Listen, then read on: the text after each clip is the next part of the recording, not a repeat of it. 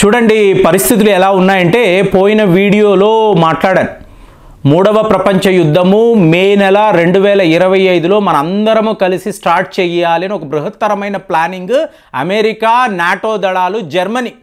So వీళ్ళు రష్యాకు వ్యతిరేకంగా యుద్ధము చేసే తీరాలి అని కంకణం కట్టుకొని ఉన్నారు. మరి ఇలాంటి పరిస్థితుల్లో భారతదేశం యొక్క పాయింట్ ఆఫ్ వ్యూ చూశారనుకోండి, మన దగ్గర సర్వము సిద్ధం. కానీ మనము ఈరోజు కూడా 85% ఈ క్రూడ్ ఆయిల్ డిపెండెన్సీ ఎవరి మీద, ఐదర్ మిడిల్ ఈస్ట్ లేదా రష్యా. సో ఇప్పుడు ఈ ఆయిల్స్ అనేవి, క్రూడ్ ఆయిల్స్ అనేవి మనకు ఎంత ముఖ్యము అంటే రేపు రియల్గానే 1 ఇయర్ అండి, ఇవాళ సంవత్సరాలు ఇలా అంటే గడిచిపోతున్నాయి. సో మీకు జనవరి 2025 రష్యా వాళ్ళు యునైటెడ్ నేషన్స్కి వెళతారు, మేము యుక్రెయిన్పై విజయం సాధించేశామండి, ఇక ఈ జర్మనీ వాళ్ళు నాటో దళాలు మా జోలికి వస్తే మాత్రము మేము వాళ్ళని విడిచిపెట్టమని జనవరి నెల 2025లో రష్యా వాళ్ళు మాట్లాడతారని జర్మనీ వాళ్ళు విడుదల చేసిన ఈ సీక్రెట్ డాక్యుమెంట్లో రాసి ఉంది.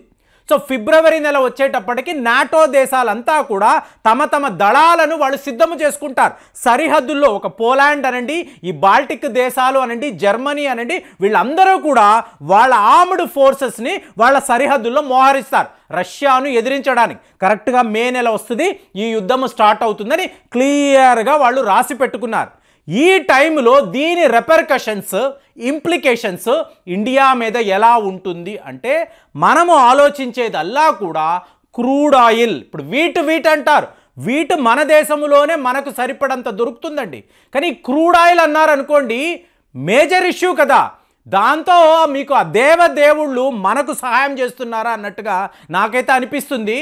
చూడండి 70 ఏళ్లకు సరిపడంత మీకు క్రూడ్ ఆయిల్ అండమాన్ దీవుల్లో మనము వెలికి తీయబోతున్నామని చెప్పి జనవరి 15న మీకు ఇలాంటి ఒక వార్త వచ్చింది. అంటే సేమ్ జనవరి 15th జర్మనీ యొక్క ఈ సీక్రెట్ డాక్యుమెంట్ విడుదలైన సేమ్ రోజు. అంటే ఇది ఎలా చెప్తున్నారంటే 120 బిలియన్స్ బ్యారెల్స్ ఆయిల్, 120 బిలియన్స్. మరి మన దేశంలో ఈ చమురు ఆవశ్యకత ఎంత అని చూసారనుకోండి 4.5 మిలియన్ పర్ డే మాత్రమే. అలాంటిది 120 బిలియన్ బ్యారెల్స్ అన్నప్పుడు మీకు ఇది ఎంత పెద్దదో చూడండి. సో ఇప్పుడు నేనేమనుకున్నాను అంటే సరేనండి, ఇప్పుడు వీళ్ళు వెళ్ళి సర్వే చేశారు, మీకు 2 డైమెన్షనల్ డేటా అనేది వెలికి తీశారు, మీకు ఎన్నో బేసిన్స్, బ్లాక్స్ అంతా కూడా వెతికారు. ఫైనల్గా మా సర్వే అయిపోయింది, ఎక్స్ప్లోరేషన్ అనేది అయిపోయింది. సో మేము డ్రిల్లింగ్ చేయబోతున్నామంటే ఇంకొక 2 ఏళ్ళు 3 ఏళ్ళు పడుతుందని చెప్పి ఒక వీడియోలో నేను కూడా అంటే ఇంకొక 2 ఇయర్స్లో ఓఎన్జీసీ వాళ్ళు, ఇండియన్ ఆయిల్ వాళ్ళు ఈ పని చెయ్యబోతున్నారు అని చెప్పి అనుకున్నాం. కానీ ఇవాళ 2 ఇయర్స్ కాదండి, 2 monthsలో వీఆర్ గోయింగ్ టు స్టార్ట్ అని అంటున్నారు. ఇదంతా ఒక మ్యాజిక్లా అనిపిస్తుంది. మీకు అండమాన్ డీప్ వాటర్స్లో ఆల్మోస్ట్ ఇది ఎలా చెప్తున్నారంటే 22,000 స్క్వేర్ కిలోమీటర్స్లో వీళ్ళు సర్వే చేశారు, ఎక్స్ప్లోరేషన్ అనేది చేశారు.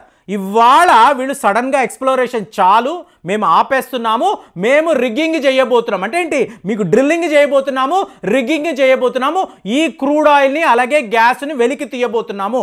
మొన్నే మాట్లాడాను, కాకినాడలో మీకు కృష్ణా గోదావరి అంటే కేజీ బేసిన్లో ఇంత చమురు, ఇంత గ్యాస్ నిల్వలు ఉన్నాయని చెప్పి మనం ఆల్రెడీ ఎక్స్ప్లోర్ చేయడము, ఆల్రెడీ ఐడెంటిఫై చేయడము, ఇమీడియట్గా ఈ చమురుని వెలికి తీయడానికి రిగ్గింగ్ కూడా మొదలు పెట్టబోతున్నామని చెప్పి మాట్లాడాం.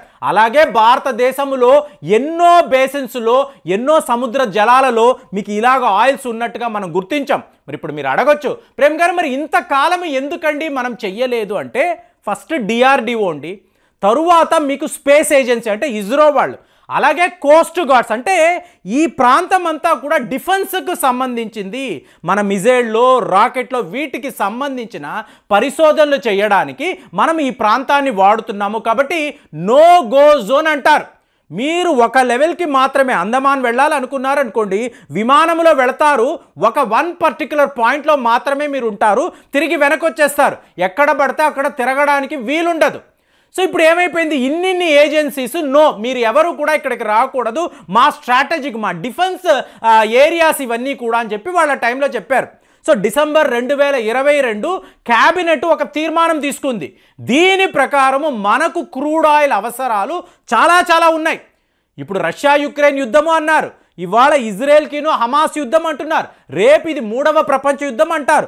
అప్పుడు మనం ఏ దేశం దగ్గరికి వెళ్ళి ఇలాగా చమురు అడగాలి, ఎవరి దగ్గర కొనాలి?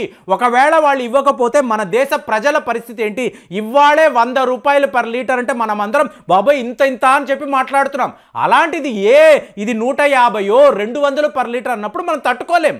సో ఈ పరిస్థితి దాటాలి అన్నప్పుడు డిఫెన్స్ ఓకే, కానీ ప్రజల అవసరాలు అక్కడ అండమాన్ దగ్గర ఇన్ని బేసిన్స్ ఇన్ని బ్లాక్స్ ఉన్నప్పుడు ఖచ్చితంగా చమురుని వెలికి తీసే ప్రక్రియ మనం మొదలు పెట్టాలని చెప్పి మనం డిసెంబర్ 2022 క్యాబినెట్ తీర్మానం. సో దీని తరువాత డిఫెన్స్ వాళ్ళు అంటే డిఆర్డిఓ వాళ్ళు వాళ్ళ భూములు వదులుకున్నారు, ఇస్రో వాళ్ళు తమ భూములు వదులుకున్నారు. సో దీనినే మనము ఎక్స్క్లూజివ్ ఎకనామిక్ జోన్ అని మాట్లాడతాం. సో ఇక్కడ 22,000 స్క్వేర్ కిలోమీటర్స్ వరకు మీరు సర్వే చేసి ఎక్స్ప్లోరేషన్ చేసినప్పుడు దీన్ని మనము సౌత్ అండమాన్ అంటాము, నార్త్ అండమాన్ అంటాము, ఇంకా లిటిల్ అండమాన్ అంటాం. ఇన్ని ప్రాంతాలండి. సో ఇక్కడ అంతా కూడా మనం సర్వే చేసాం. దీన్నే 2 డైమెన్షనల్ డేటా అంటారు. అంటే డేటాను వెలికి తీసాం.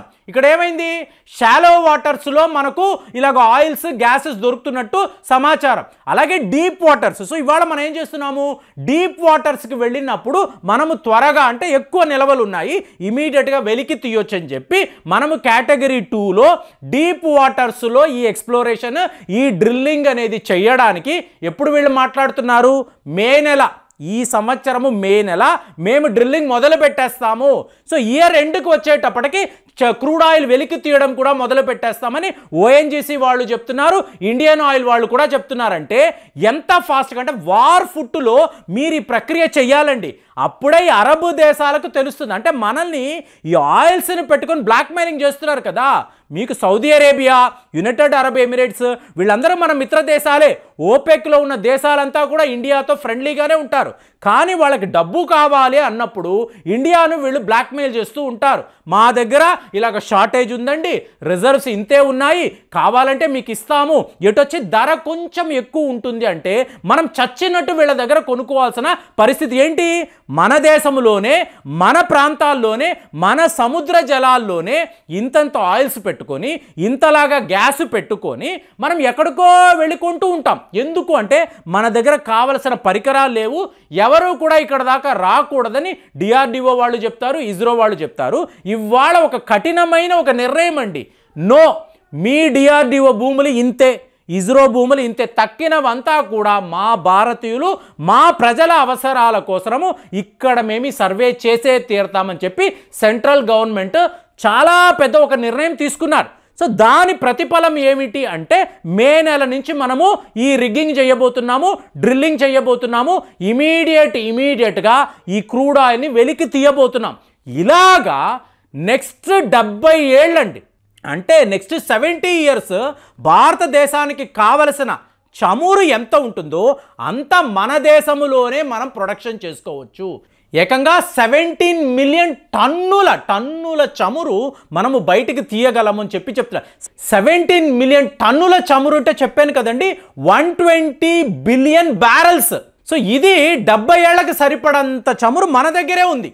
సో మన దగ్గరే పెట్టుకొని మనం ఇన్ని దేశాలు, ఇప్పుడు ఇదే మనం ఈవీ అన్నాం అనుకోండి, లీథియం జమ్మూ అండ్ కాశ్మీర్లోనే, అంటే అన్ని మన దేశంలోనే దొరుకుతున్నప్పుడు వీటిని వెలికి తీయడము, ప్రాసెస్ చేయడము, మనము మన రిజర్వ్స్ని నింపుకోవడము అనేది చాలా చాలా ముఖ్యమండి. ఇది చెయ్యకపోతే రేపు వీళ్ళు ప్లాన్ చేస్తున్నట్టు చెప్తున్నాగా, అమెరికా డామినేషన్ అనేది ప్రపంచంలో తగ్గితే ఇలాంటి యుద్ధాలు సర్వసాధారణంగా మీకు వస్తూనే ఉంటాయి. రేపు అమెరికాకు నాయకుడే ఉండడు. అలాంటప్పుడు చాలా పెద్ద యుద్ధాలే ఎలైట్ గ్రూప్ వాళ్ళు చేస్తారు. అప్పుడు మనము మనల్ని సేఫ్ గార్డ్ చేసుకోవడం అనేది 100% ఇంపార్టెంట్. ఇవాళ ఇదే విషయంలోనే మనము చమురు అనేది వెరీ ఇంపార్టెంట్.